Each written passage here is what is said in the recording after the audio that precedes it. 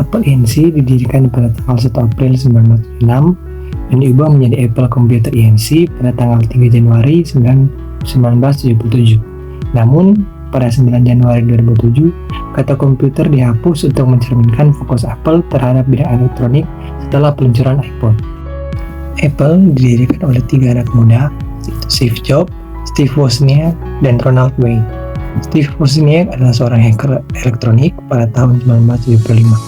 Dia bekerja di Hewlett Packard atau HP dan membantu temannya Steve Jobs mendesain video game untuk Atari. Ronald Wayne nyaris tidak pernah disebut dalam sejarah Apple.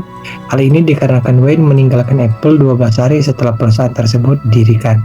Ronald Wayne merupakan rekan sekerja Apple di Atari dan memegang saham Apple sebesar 10%. Pada awalnya, Apple membuat komputer untuk diperjualbelikan. Namun, karena keterbatasan dana, Apple I yang diproduksi pun belum sempurna. Akhirnya, setelah mendapatkan pelanggan pertama, Apple mengembangkan komputer dengan nama Apple II. Pada dekade tahun 1980-an, Apple mulai banyak terjual dan menghasilkan banyak dana untuk perusahaan Apple. Namun, memasuki dekade 1980, Apple menghadapi kompetisi dalam bisnis komputer yang cukup sengit karena ada perusahaan besar yang menantang mereka, yaitu IBM. IBM berhasil menjadi penantang yang cukup kuat bagi Apple karena mereka bisa meraih pangsa pasar yang luas dengan produk komputer mereka. Setelah persaingan sengit muncul beberapa perusahaan besar yang mengeluarkan produk komputer, Apple juga dilanda masalah kepemimpinan yang terjadi dalam perusahaan. Bahkan Steve Jobs sendiri selaku pendiri Apple memutuskan untuk keluar dari Apple dan mendirikan perusahaan yang baru. Namun, pada akhirnya Steve Jobs kembali ke Apple dan mencetuskan ide untuk mengembangkan iMac, di mana iMac berhasil menyelamatkan Apple dari kehancuran sekaligus memberikan waktu untuk merapikan sistem operasi yang salah. Dan setelah itu, Apple terus melakukan berbagai inovasi, menciptakan produk-produk baru yang menguasai pasar smartphone dan aksesorisnya seperti AirPods, MacBook, iPad, dan lain-lain dan yang sebagainya hingga bisa dikenal dengan luas seperti saat ini.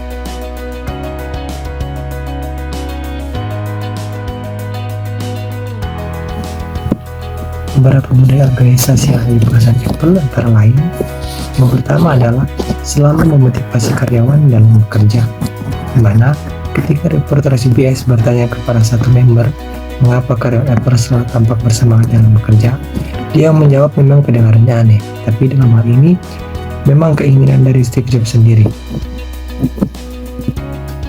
Dia mengatakan bahwa mereka dapat membuat perbedaan dengan cara seperti menganggapnya dewa teknologi dan mereka mempercayainya, di mana membuat sesuatu yang benar-benar baru di dunia memang merupakan cita-cita yang sangat tinggi dan tidak masuk akal.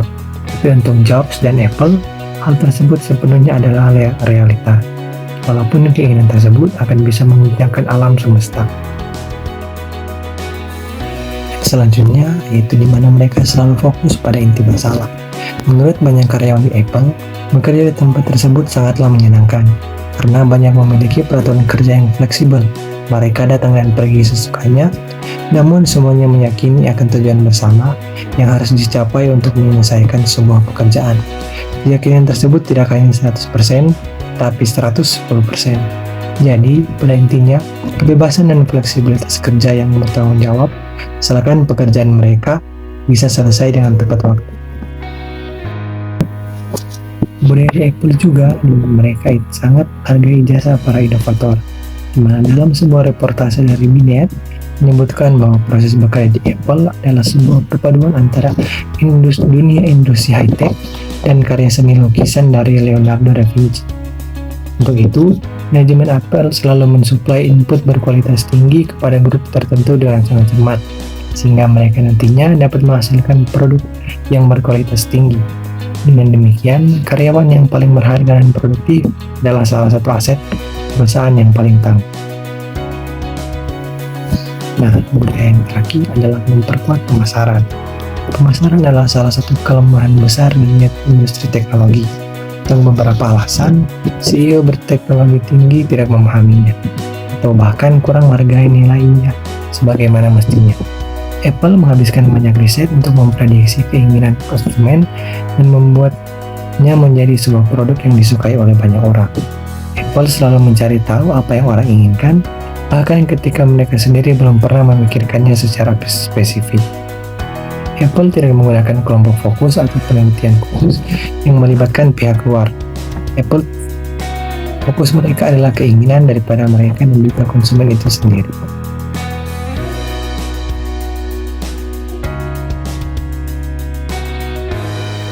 Beberapa aspek budaya yang baik dari Apple yang pertama adalah inovasi. Apple berusaha untuk memastikan karyawan yang inovatif dan kreatif mendapatkan apresiasi. Perusahaan menawarkan kenaikan gaji hingga 20% kepada karyawannya apabila mereka mendapatkan review operasi toko yang baik. Yang kedua adalah diversitas.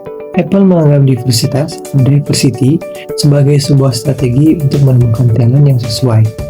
Perusahaan memperkerjakan lebih dari 2.200 karyawan kulit hitam dan 2.700 karyawan Hispanik di Amerika Serikat, serta hampir 50% orang yang mereka pekerjakan di Amerika Serikat adalah wanita kulit hitam, Hispanik, atau penduduk asli Amerika.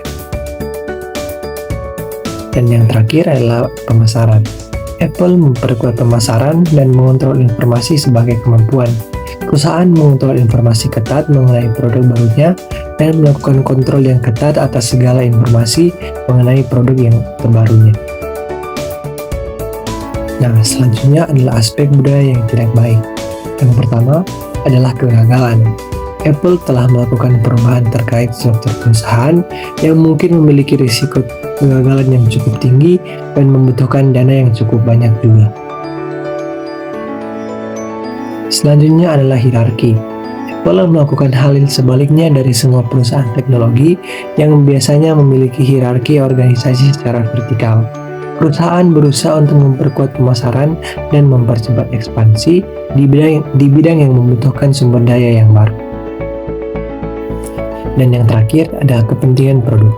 Apple memiliki fokus yang lebih kecil pada produk yang jauh lebih sedikit daripada perusahaan lain. Perusahaan tidak menggunakan kelompok fokus atau penelitian khusus yang melibatkan pihak luar.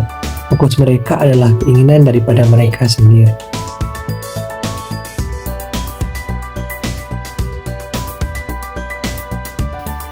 Apple harus berusaha untuk mengurangi konsumsi dari bahan dan memperbaiki proses produksi, seperti menggunakan bahan yang dapat diterima oleh lingkungan, memperbaiki proses produksi untuk mengurangi limbah, dan menggunakan energi yang lebih efisien.